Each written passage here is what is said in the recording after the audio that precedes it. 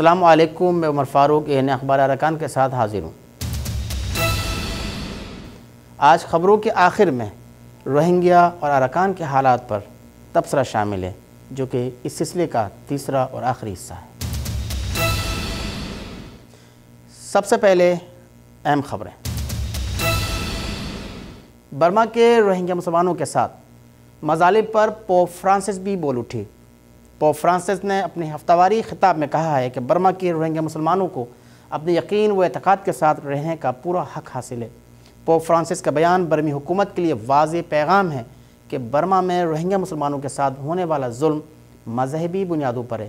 Arakan میں برمی حکومت Rohingya مسلمانوں کو مذہبی اور لسانی بنیادوں پر نسل کشی کر رہی ہے، جس کے نتیجے میں اب تک لاکھوں افراد کو ہجرت پر مجبور ہونا پڑا اور ہزاروں قتل ہو چکے ہیں، اور برمی فوج اراکان میں ظلم اور نسل کشی کی نئی تاریخ رقم کر رہی ہے۔ برمی حکومت روہنگیا مسلمانوں کو غیر ملکیوں کے لیے مخصوص NVC کارڈ تھمانے کے لیے مہم چلا رہی ہے، اور اس کے لیے مقامی انتظامیہ کے ذریعے لوگوں کو دھمکیاں دی جا رہی ہیں کہ اگر روہنگیوں نے اس کارڈ کو لینے میں پس و پیش سے کام لیا تو سخت نتائج کا سامنا کرنا پڑے گا۔ برمی حکومت کی پوری کوشش ہے کہ اراکان میں روہنگیا مسلمانوں کو غیر ملکیوں کے مخصوص شناختی کارڈ تھمانے کے لیے تشدد، گرفتاریوں اور دھمکیوں سے کام لے رہے ہیں۔ تمام تر کوششوں کے باوجود روہنگیا مسلمانوں نے NVC کارڈ لینے سے انکار کر دیا ہے۔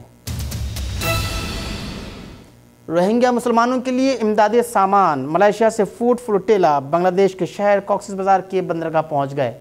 3 جنوری کو ملائیشیا سے رنگون روانہ ہوا تھا۔ 9 اکتوبر کو رنگون کے بندرگاہ میں 500 ٹن امدادی سامان برمی حکام کے حوالے کیا اور جزائر انڈمان سے ہوتا ہوا بنگلہ دیشی سمندری حدود میں داخل ہوئے، جہاں داخل ہوتے ہی بنگلہ دیشی بحریہ نے حفاظت حصار میں لے کر کوکسس بازار میں لنگر انداز ہوا۔ فوڈ فلوٹیلا کی منتظمین نے امدادی سامان مقامی حکام کے حوالے کر کے بحفاظت اپنا مشن مکمل کر لیا۔ اور اب سرزمین اراکان اور روہنگیا کے حالات کا تیسرا اور آخری حصہ۔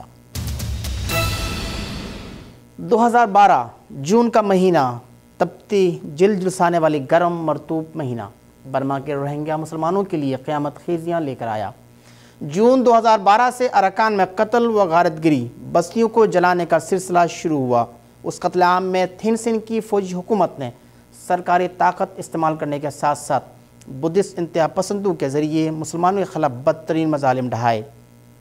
ہزاروں مرد و خواتین، بچوں اور بوڑھوں کو مولی گاجر کی طرح کاٹے گئے، سینکڑوں کو زندہ جلائے گئے، بچوں کو ماؤں سے چھین کر وحشیانہ انداز میں پاؤں تلے کچلے گئے، بستیوں کو کیمیکل چھڑک کر آگ لگاتے رہے۔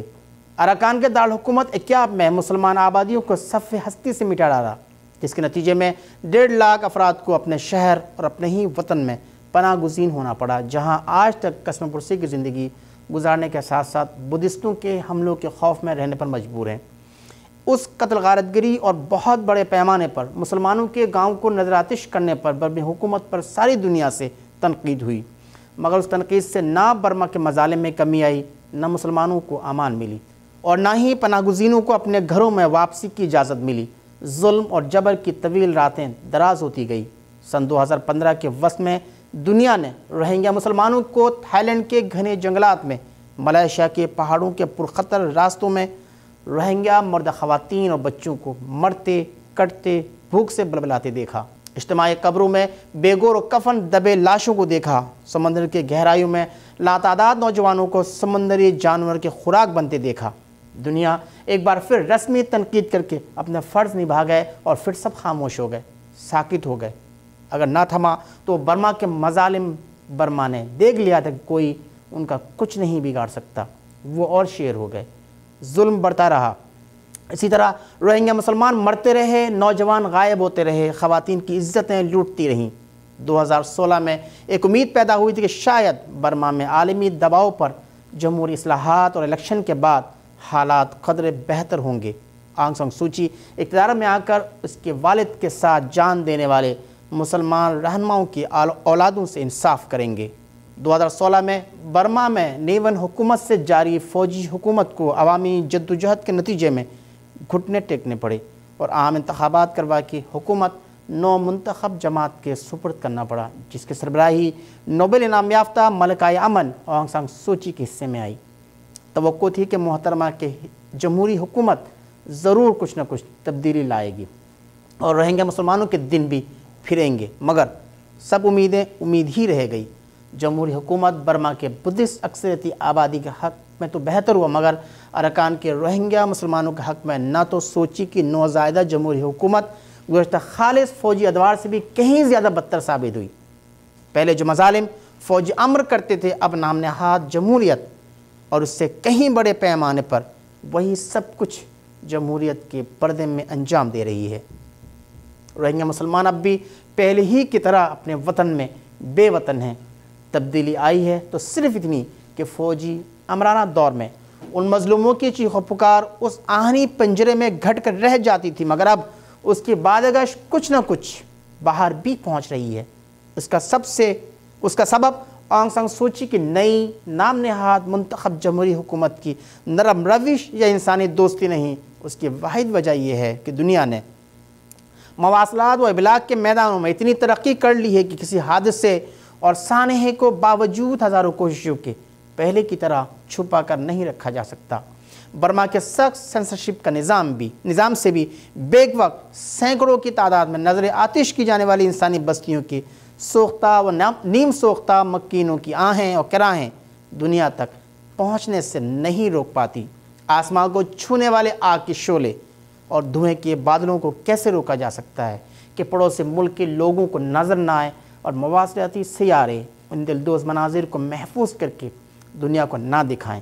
9 اکتوبر سے اراکان میں فوج نے روہنگیا مسلمانوں کے نسل کشی کا بہیمانہ سلسلے کو اور تیز کر دیا ہے۔ اب برمی فوج نے خواتین کے آبرو ریزی کو اپنا نیا ہتھیار بنا لیا ہے۔ ایک بار پھر بستیوں کو جلانا شروع کر دیا ہے، اجتماعی قبروں کو معصوم بے بس مسلمانوں سے بھرنا شروع کر دیا ہے۔ تازہ کارروائیوں کے نتیجے میں اب تک 1 لاکھ کے قریب افراد کو بے گھر اور ہجرت پر مجبور ہونا پڑا۔ دنیا ایک بار پھر چیخ اٹھی۔ تاریخ میں پہلی مرتبہ روہنگیا کے مسئلے نے رسمی اور اس سے زیادہ سماجی ذرائع ابلاغ یعنی سوشل میڈیا کی حاصل شدہ مدد اور پہم توجہ کی بدولت اتنی اہمیت حاصل کر لی ہے کہ دنیا بھر میں خصوصاً مسلم ملکوں کے عوام میں ان مظلوموں کے لیے ہمدردی کی لہر سی دوڑ گئی ہے۔ خصوصاً بنگلہ دیش اور پاکستان کے عوام اور ملیشیا کی حکومت کا کردار اس سلسلے میں قابل ستائش اور ناقابل فراموش ہے۔ اس سال جنوری میں ملیشیا کے وزیر اعظم نجیب رزاق کی دعوت پر کوالالمپور میں اسلامی کانفرنس یعنی OIC کے تحت 57 مسلم ممالک کے وزرائے خارجہ کا صرف روہنگیا کے مسئلے کا حل سوچنے کے لیے خصوصی اجلاس ہوا۔ اقوام متحدہ سے لے کر انسانی حقوق کے سرگرم عالمی سماجی تنظیموں اور پوپ فرانسس تک روہنگیا مسلمانوں کے حق میں آواز اٹھانے پر مجبور ہوئے۔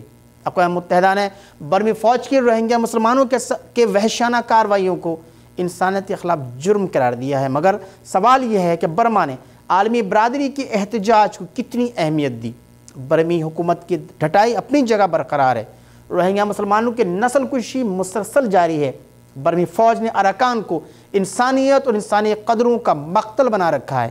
اراکان کے فضاؤں میں بے بس روہنگیا خواتین کی گوشتی دلدوز چیخیں، ماں کی ممتا اور باپ کے شفقت سے محروم بچوں کے اداس چہرے، کانپتے لبوں اور اشکبار بوڑھے ماں باپ کی جوان اولادوں کو کھونے کا غم کا اب تک کوئی مداوع نہیں ہو سکا اور نہ ہی اس کے لیے عملی اقدام کہیں سے ہوتے ہوئے نظر آ رہے ہیں۔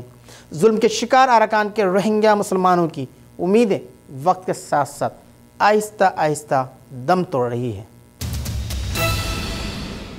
یہ تھے اس ہفتے کی خاص اور اہم خبریں۔ اگلے ہفتے نئے خبروں کے ساتھ پھر حاضر ہوں گا۔ اجازت چاہتا ہوں۔